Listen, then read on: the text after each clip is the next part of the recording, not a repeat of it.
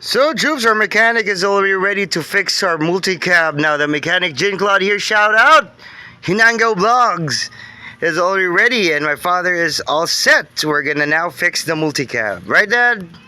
Oh, hello mga katrops. Nandito na po kami. Tapos na kami kumain sa almusal. Ito na po lang gawin namin mga katrops. Mag-ayos kami sa aming multicab para mamasada kami mamayang hapon. Okay, to the next video mga katrops. At this time of day, the mechanic and my father is on the way to the garage to fix the bearing, troops. So as you can see, the weather is very, very hot. So mainit mga troops. Shout out to Hinango Vlogs, troops. Hinango, my man. Oh yeah. Yeah, more kiai, man, more kiai. Oh yeah. At dumating na yung super pogi na mekaniko. Look at what the Hinango Vlog is doing here, troops.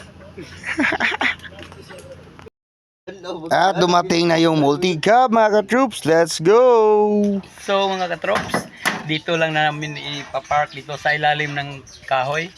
Kasi medyo mainit dito mga katrops. Para hindi matamaan ng sikat ng araw si mechanic. Oh, tingnan ninyo mga katrops, sobrang init. So ngayon, dito lang kami mag-aayos sa aming kuan. Dito ang sira mga katrops. Sa kuan ito oh. Kita niyo mga katrops. Pinalitan namin ng bearing, tapos lagyan namin dito sa kabila. So right now, Dad is preparing everything on his end, and the mechanic is already doing his thing, like trying to lift the multi-cab up so that the wheels would be easily removed, troops. The wheels, alright? The wheels! Ito ang bearing mga katrops.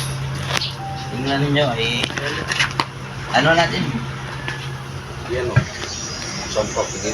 Lagyan muna natin ng grasa. Yung para malambot mga katrops. Para lumambot mga katrops. Nag-umpisa na kaming ayusin ang sa front wheel. Tinanggal pa ng mechanic yung gulong bago ma-fix natin ito kasi nandyan sa ilalim. At this moment, troops, the mechanic requested this son of a tool, man. Father is already knocking on the bearing, my troops, and Jin Claude is already removing the wheels. So the damage has been spotted. Bearing destroyed. We need to replace the bearing. Finally, the wheels has been removed, troops. Then we're gonna replace the old bearing to the new one. Father is now preparing the bearing, troops. Now after this, we're gonna just replace the bearing from the old one to the new one. And we're gonna remove the old bearing using this ratchet. As you can see, Jin Claude is already removing the bearing from the wheels so that the bearing won't get detached easily. So he needs to tighten things up.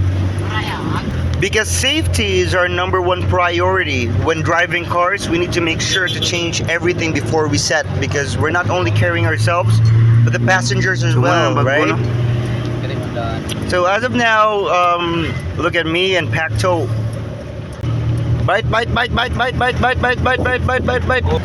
Because troops, if you buy a brand new bearing, it will cost you all around 3,000 pesos in the Philippine money.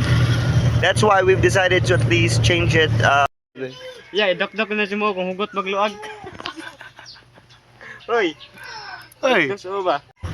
Now we're on the process of installing the new bearing from the old bearing. Now first we need to wipe it, so cleanliness is still the main priority here.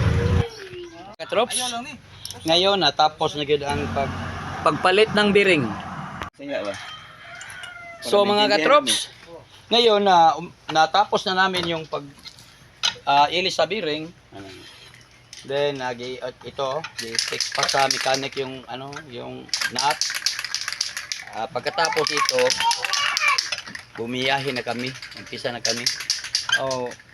Bago ko sasabihin yung ending mga katrops, i-shout out muna nako yung mga kasama namin dito, si Boss Jeffrey o Boss Ninyo. O ito ang mechanic si Jean Claude, ang Prince Charming namin. Tapos yung si Joseph. Si Joseph ang Hinanggaw Vlog. Shout out sa Hinanggaw Vlogs o ni Jimmy Tulpo. Tulpo din. Tulpo. Sorry. Na nagkamali ako kasi yung Tagalog ko pero medyo maluto. Si Pakto, si Master Joe nasa loob pa oh. Naglaro siya ng email. O si Boss Anderson Katipay, naglaro sa ng email.